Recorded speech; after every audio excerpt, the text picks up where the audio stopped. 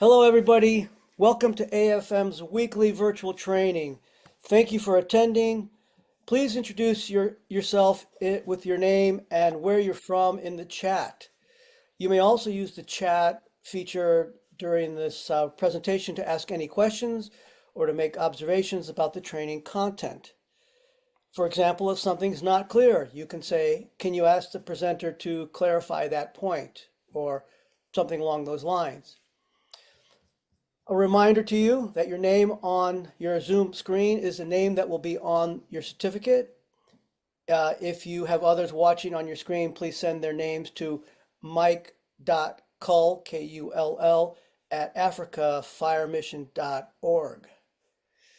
So I'm Howard Cohen, as many of you know from past presentations, and Mike, who is often the one doing these directing these or producing these presentations, is currently in Nairobi on a training mission on teaching about fire prevention.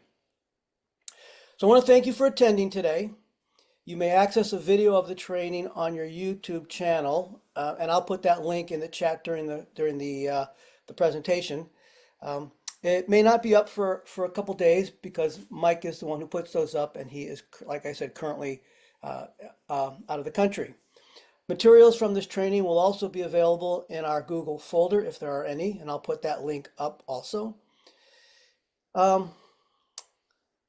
Participants that complete the video and assignments, if there are any in the link, will receive a certificate of attendance, providing you are in attendance for 75% of the time. Want to let you know that you're invited to join our networking group for further discussions. Again, I'll put that link in the chat during the presentation.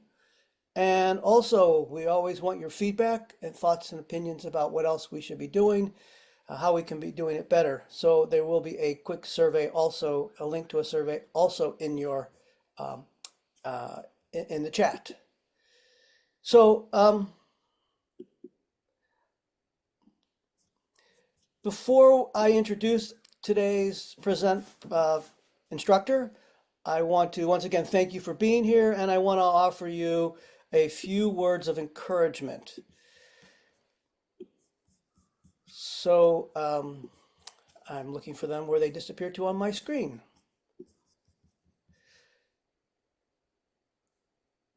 Two seconds.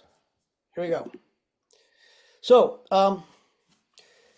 when you're a first responder, you're confronted with many challenges, many physical challenges on the fire scene or at an accident scene. And of course, you need to rely on your skills to work through and your teamwork. But there's also something else that you need. You need perseverance. You need to be willing to stick through it, stick to it, follow through. Perseverance and persistence in spite of all obstacles, discouragements, and impossibilities is what distinguishes the strong soul from the weak. I know many of you are very faith-based, have very strong faith, and that faith carries you through in difficult times. So that perseverance adds to and helps to build that strong soul of yours.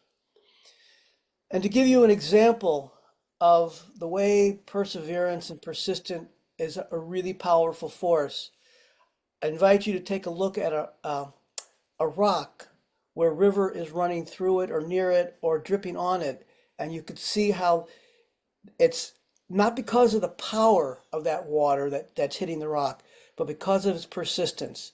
We've all found those small rocks that have pockets in them, that pockets develop because of drops of water. It's not the force that does that, it's the persistence. So as a first responder, my words of encouragement for you today are to be persistent, persevere, and you'll be able to make your way through the many challenges that you face, whether they're on the fire ground, the accident scene, or even just getting along in your firehouse. So on that note, I want to introduce our speaker. He'll give you a more complete introduction of himself once he brings up his slideshow, but our speaker today is Kevin Pezanowski. Kevin is a friend of mine from when we were in the same fire department in Bennington. He came in just towards the end of my career there because he moved into our location, but we hit it off. And Kevin has a lot of fire experience, both interior and in wildland fire, and I'm really excited to have him become part of the AFM family and of instructors. And so, on that note, I'm going to um, invite Kevin to bring bring up his PowerPoint and begin his presentation. Well, good morning or good afternoon, everybody. My name is Kevin Pezanowski. I want to first take the opportunity to thank Howard for inviting me here today. And I want to thank all of you as fellow firefighters taking the time to try and increase your fire knowledge. And hopefully through my presentation today and question and answers that I can increase even just a little bit your understanding of wildland fire and how to go about becoming a more successful wildland firefighter. So let's get started. All right, so a little bit again about myself. Howard introduced me a little bit. I've spent over 38 years in the fire service total, as Howard mentioned, structural and wildland. I hold numerous certificates in both areas. In the wildland service in the United States, we have state wildland fire crews that work in every state but are dispatched within the United States and abroad. And I am a member of the New Hampshire State Wildland Fire Crew. In that fire crew, I hold the title of squad boss. There are many titles that go along with certification. I am what they call an ICT 5 or an Incident Commander Type 5, which means that I can take over and command a small incident or fire. Within our groups, I will show you and kind of break it down a little bit, but we work in 20-person crews generally, and within that crew, we have several squads, and I hold the title of squad boss. I am also certified to work with chainsaws, and I also happen to be an EMT first responder at the B level. Kevin, I think your slides are still showing up a little too big. If you can make them smaller. Okay. A little bit cut off on the side, I think. Yeah, I think so. I'm trying to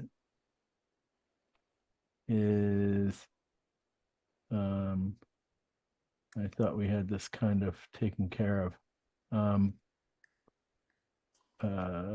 That's cutting things off again, Howard. Let's see. I thought all this. Just trying to make everything smaller font. Okay, that means I'm going to have to do every one of these smaller, probably, Howard. Let's see. Okay, is that better? That's better.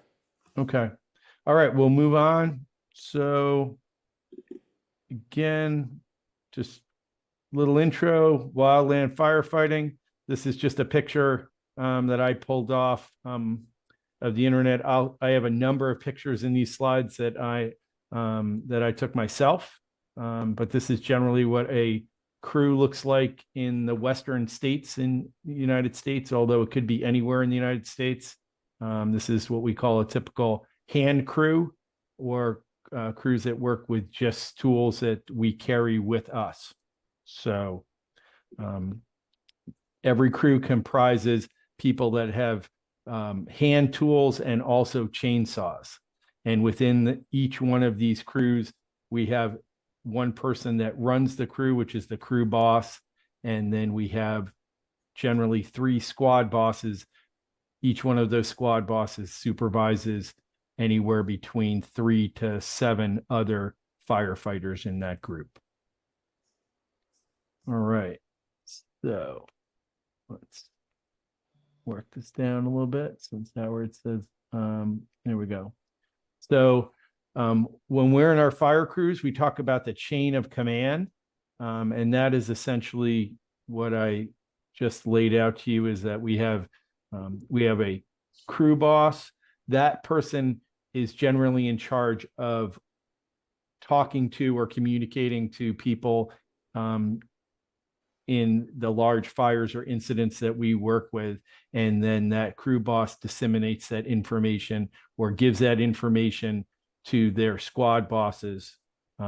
So that whole system is what we refer to as a chain of command. As you can see on the bottom of the slide, I put span of control. Span of control is basically what I just talked about, is that it has been determined that effectively one person can only really effectively manage between 3 to 7 people. So within the fire service, that means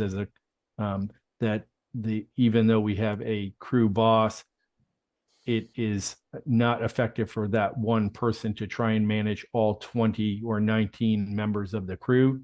So within our crews, we have a squad boss, and each one of those people, squad bosses, then can effectively manage the people in their squad. All right. This happens to be some pictures. I just put this up. So on the one side here, that is a picture of what a typical, again, crew size is. These are pictures from this past fire season. I was on 2 different incidents this past summer. One happened to be in the state of Nevada, which is in the western states. So on the left-hand side here, that's a picture of our entire crew. And on the right-hand side, this is my squad. I am the second from the right here. As you can see, we have one person with a chainsaw and other people with hand tools, including me. So I was in charge of those other 5 members of my squad. And that's how we function as a unit when we are on assignment. In the United States, fire crews that are sent to fires anywhere in the continental or outside the United States are put in 20-person crews. And each one of those crews, their assignment is 14 days in length. So that means that we have certain days it takes us to travel, but once we are on our assignment and we are working, we work for 14 days in a row, and then our assignment is done. There are instances if our assignment is very complicated and they need our crew to stay on the fire, we are allowed to, given certain restrictions, stay an additional 7 days or 1 more week, which turns our assignment from 14 days to 21 days. I will point out here, just as we go forward, you can see that although we generally wear Nomex pants and Nomex shirts, you can see that we all wear protective helmets, but that a number of the helmets here happen to be different colors. That is because those helmets all represent firefighters that are from different fire units. There are times when, to be able to put crews out, the crews are assembled from several different fire units. So each one of those color helmets represents a different fire crew from where their home base is.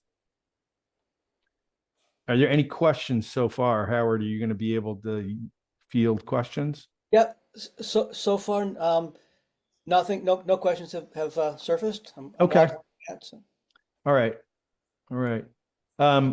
Again, just a picture from one of my many assignments. This is what you might typically see in our Western United States. Large fuels. And by fuels, when we talk about fuels, we talk about anything that can burn is a fuel. These are large fuels. These are obviously very large conifers or evergreen trees.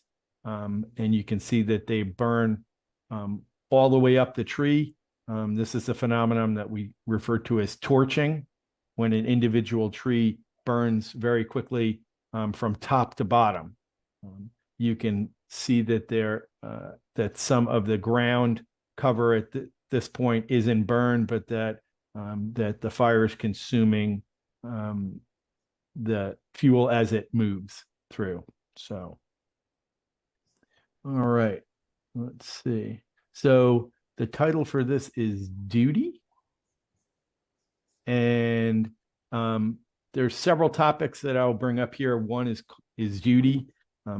The fire service in the United States is very much modeled after not just what we talk about chains of command, but we cross over into a lot of what is seen as a military type profile.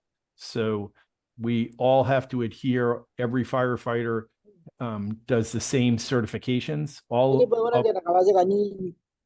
our certifications are a national certification. So, but we also all serve under the same rules and regulations, no matter where we are on the fire line. So there's a number of slides here that I will point out to you that talk about some of the things that we adhere to. This slide is talking about duty. And when they mean duty, they refer to what your duty is as a firefighter when you're on the fire line. And so I've highlighted, the general outline here, and it talks about be proficient at your job. I mean, both technically and as a leader. So whatever your job is, do it to the best of your ability. And you can see the bullet points underneath says take charge when in charge. So if someone gives you something to do it to the best of your ability. Be professional in what you're doing. Always have a plan. Whatever you're doing, you should never rush into anything without some type of plan or what your end goal should be. You shouldn't just get to a fire and just run right into it without stepping back, having a plan, talk about that plan with everybody, and making sure that everybody understands what the plan is. So again, moving down, it says make sound and timely decisions. We have a little phrase that we use in the fire service here. It goes like this. It says fast is slow and slow is smooth. So what that means is sometimes it's not really how rapidly you do it, but when you do it, make sure you're doing it correctly. So again, this reference is basically just taking your time. And if you're taking your time and thinking through, then whatever you're doing, no matter how urgent it is, it will be done smoothly and correctly. Underneath the second title there, it says maintain situational awareness. We refer to situational awareness as in wherever you are on the fire line, what's going on around you. Another thing that we talk about all the time here in terms of fire is we always say that we tell people to keep their head on a swivel. That means when you're on a fire, no matter what you're doing, you should be always looking up, down, and around, because when you're on a fire and you're on the fire lines, it's a 360. Fire is happening and things are happening all around you. It can be very hard when you're working at a fire to not fully concentrate just on what's in front of you in terms of your sight, looking just in that small picture. So when we talk about situational awareness, we're talking about taking, a second or two to always look around and see where you are, what's going on around you, what's changed around you, because that situational awareness is going to keep you safe and the rest of the people in your crew safe. It also finishes up, says anticipate needed actions. So you should, whatever you're doing, you should always be thinking about in that plan, what's the next step after you complete whatever you're doing. As you see in the next bullet point, it says develop contingencies and consider consequences. So contingencies are other things that you might do after you finish whatever you're doing. And it says improvise with the leader's intent to handle a rapidly changing environment. As I've said, fire changes really quickly. You need to make sure that you're adapting and changing with that. To finish up under duty, it says ensure your tasks are understood, supervised, and accomplished. So before you do anything on the fire line, you should make sure you're understanding what it is. We talk about clear instructions. If you're not ever clear about something and someone who's your superior or is giving you an order to do something, if you are not clear and you do not understand it, do not undertake that order until you make sure that you are clear in what that person wants you to do and that you understand and you know how to do what it is that they're asking you to do. It says, talks about positive feedback. You are always on a fire having to, change what you're doing. One of the best things that I can tell you about wildland firefighting is that keeping a positive attitude. I know Howard was talking about, he gave you a little kind of intro today in terms of persevering. Fighting wildfires is long, hard, dirty work. Excuse me a second, Kevin. Yeah. Everybody make sure you're muted. Everybody should be muted. Very important that you mute.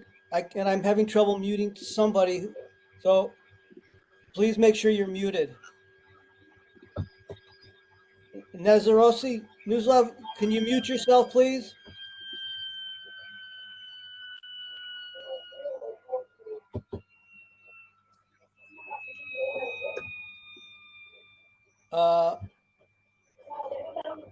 Everyone, please mute yourself. You should be able to unmute yourself. I don't know how you can do it. There Okay. we go. Great. Thanks. All right. So here's just another picture. As I mentioned before, I've worked in my fire crew in the United States. I've also worked outside the United States. I've worked in Canada. I've worked in Quebec in one of their provinces, and I've also worked in Nova Scotia, another one of their provinces. This is a obviously higher level type of firefighting piece of equipment. These are what we call out west water bombers or water planes that use large standing bodies of water, lakes, to be able to fly along, scoop up water inside a tank inside the plane, and then they fly over and drop water directly on the fire. Again, this is far above what we do as hand crews, but on larger incidents or larger fires in the United States, hand crews work very closely with what we call flight operations or planes or helicopters that all assist us in dropping water on the fire or transporting equipment to us.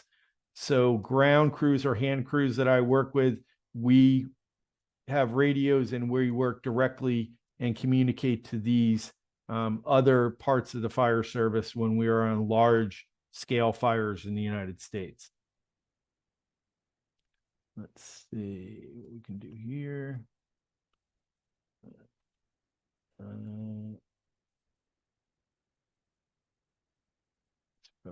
There we go.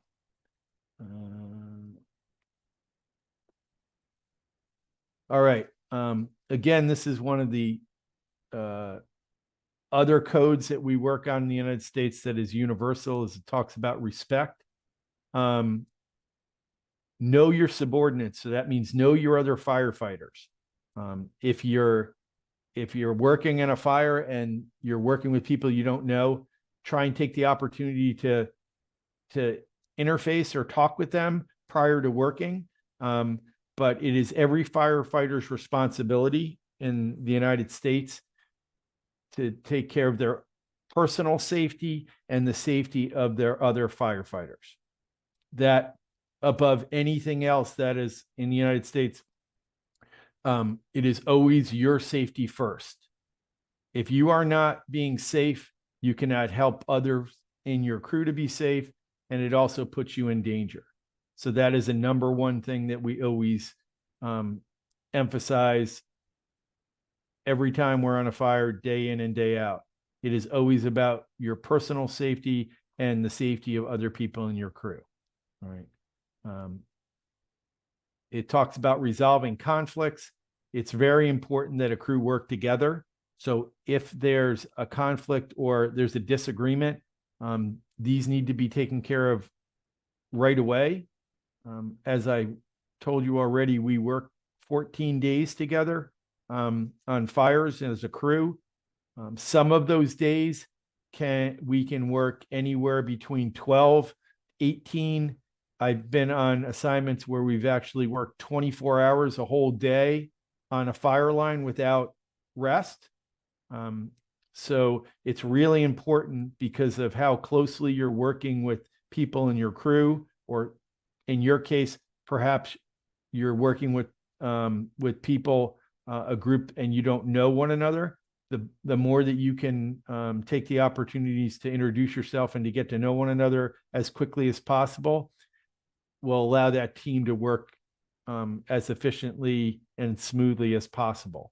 The last highlighted thing here, it says keep your subordinates informed. That means if you're doing something or someone has instructed you to do something, make sure that everybody else that you're working with knows what those instructions are. And if you're giving instruction to somebody, it says provide accurate and timely briefing. So make sure you're keeping everybody in your crew or you're working with up to date. We always check in with one another while we're working on a crew constantly. It's really difficult, as all of you probably know, and I mentioned before about those working in that kind of blinders, just in that tunnel vision, just doing whatever you're doing and forgetting or losing yourself and everything around you, is that you can get so wrapped up in what you're doing, you can forget about your safety. You can also forget about basic things like, making sure that you're eating and drinking. In this country, and I'm sure in wherever you are also fighting fires, it is important in terms of your personal safety to make sure that you, in terms of your body, that you are taking care of yourself, which means for us, it also means hydration. You can never drink enough water. Most fires happen when the temperatures are hot, and then you are working in an environment that elevates that temperature a great deal. When you're working in an environment like that, you sweat, you lose body fluids, and if you are not rehydrating or taking in large amounts of water while you are working, you will become dehydrated, and that will cause you to either put yourself in an unsafe situation, or it'll cause you to have to remove yourself off the fire line. And at times that might not be something that is safe for other people in your crew. So always be taking care of yourself, being safe, but make sure that you're doing the right things in terms of taking care of yourself, eating, drinking, letting others know around you what's going on. Right. If you look at a few of the other bullet points under keeping subordinates informed, it says make yourself available for questions at the appropriate time. So if you're giving someone an order or you're asking someone to do something, please give them the ability to ask you a question. As I have already stated, you have to make sure when you're doing tasks on the fire line, you can only do them to the best of your ability if you understand what's being asked of you. So if you are giving direction to someone, you have to really make sure that you're asking questions and making sure that they understand what's being asked of them. It says conduct frequent briefings. That means always continue to check in. Recognize individual and team accomplishments. That means when people are doing things well, make sure that they know that. And if something's going wrong, the last one, if somebody needs to be corrected with something, please make sure that you take the steps to do that before it puts you or crew members in a bad situation. Respect, it's a huge thing. Everybody who's a firefighter is there because of desire to serve and protect. Everybody just needs to respect that and understands that that everybody's has an experience and has certain qualifications, and whatever those are, either great or small, you should always respect that and respect your fellow firefighters. Again, just another picture. This is an assignment in Minnesota, or not Minnesota, I'm sorry, in our state of Montana, again, out west. As you can see, a lot of the pictures that I show, Howard and I live in the New England states, on the east part of the United States, but a great deal of our fires that we have to fight are in the western part of our country. So the western part of our country is much more mountainous and much more rugged in spots than it is in the eastern part of our country. It takes more, and it takes more manpower and crews to be able to fight those fires. So again, example of what a crew looks like on a typical Western fire. All right, let's see. Howard, how are we doing? Okay.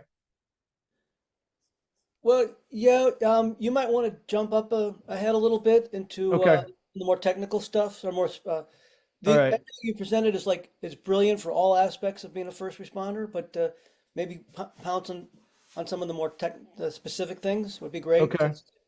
The clock's running. All right. So we'll move along here then. Boom. Okay. This talks about, it says know your LCES. LCES is a critical thing for all of us when we're fighting firefighters, or fighting wildfire in the United States. It stands for lookouts, communication, escape routes, and safety.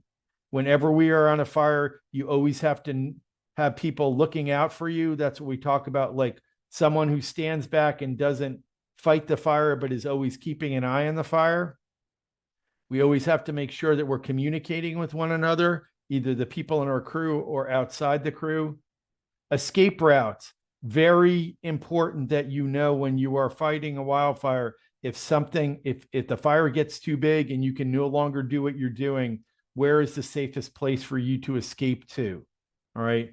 And those escape routes are to what we call, the last thing, safety zones.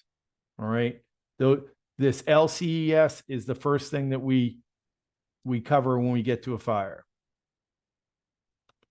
Again, this is just us on a fire. So here's parts of a fire. This is the terminology or parts of a wildfire. I'll move this up a little bit. So this is an overview. So if you were flying above, this is what a fire might look like. And these are parts of a fire. This is terminology that you should all be familiar with or become familiar with. This is the heel or the tail. All right, that's the back part of the fire. The origin is just what it means. That's where the fire started. Flanks are essentially the sides of a fire. The perimeter is the whole outside of whatever fire it is. The head is where the fire is moving towards, like the front of the fire. An island is anything that little small portion of unburned fuel inside of a fire. A spot fire is a fire that's created outside that perimeter when fire or embers fly and cause other small fires. And a pocket is just a small spot that the fire moves around. Okay, this is again, breaks down and talks about what each one of those parts of the fire are. So you can go back later and look at those, but that's generally what I just spoke to you about. Again, another picture from one of my assignments at West. You can see that's one of those fire planes that we were working and coordinating with. So the other thing I want to point out that you might or might not see a lot of is that you can see some of our fire crews out West are mixed in terms of there are men and women that both work in the fire service in the United States. So there are many fire crews that have both men and women certified firefighters that work together. Okay, here's what we're talking about. So really important thing, individual and crew safety, what we call PPE, which is called personal protective equipment. This is, again, a picture of, you've seen numerous of these pictures I've shown you already. What we see as protective equipment in the United States are pants, some type of fire retardant pants, shirt, long sleeves, gloves, some type of protective helmet, glasses to protect your eyes, and boots. So some type of boot, some type of eye protection, pants, long sleeve, and a helmet. Now, you might not have availability to all of the equipment that we have, but what you want to think about is the same type of protection. So if you have any type of long pants or trousers that would cover your legs, the heavier they are, the better they would be for you. Same thing for a shirt covering. You don't want to wear short sleeve shirts. You want to wear a long sleeve shirt, even though it might be hot. You want to be wearing something that completely covers as much of your skin as possible. We have boots. These are heavy lug sole boots. But if you have any shoes or boots that cover your feet totally, and the further up your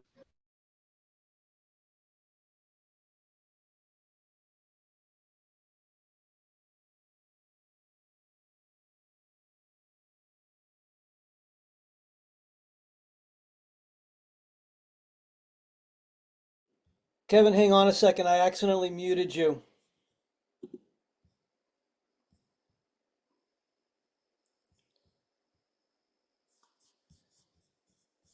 Okay, there we are. Yeah, okay. Sorry, I was trying to mute the people who just came in and I clicked the wrong button.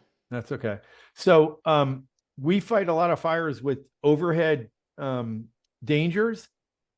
You in Africa probably don't have that many trees that maybe even go above your heads or not too much further above. So, but anything that protects your head at all is really advantageous to have on. These are goggles.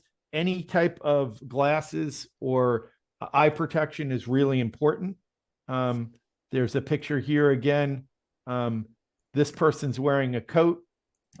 We fight at night, so sometimes we need headlamps. So something that we can work with at night. You can see here we have chainsaws. Again, if you're just working in brush, these are some of the tools that we use. All right. So some of the tools that we use, you can see here, these are hand tools. This is what we call a Pulaski. It's an axe on one side with a digging implement on the other. This is a shovel with a pick on the other side. This folds up. That's your typical shovel. We also use rakes. So if you have anything that's ground cover, leaves, twigs, things on the ground, rakes are good things to be able to clear. All right. This is a quick check off of personal gear. We'll flip past that. I think this is really important to be able to watch. This is a video that will cover all this information. So how are we doing on time, Howard? Probably getting near the end. You got about 5 to 10 more minutes. Okay, so let's this I would ask everybody that's watching this video is to circle back and watch this entire video, but this talks about how to make what we call a hand line. A hand line is basically when we dig into the ground to be able to stop the advance of a fire. And that means digging with hand tools down to the bare ground, to soil. This is what we do as a hand crew.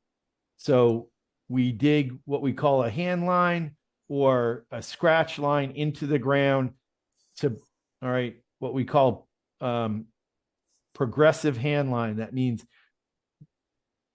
we work along in front of where the fire is to be able to cut a line in the ground. So when the fire moves along, there's no longer any fuel, anything for it to be able to burn. It's just bare earth.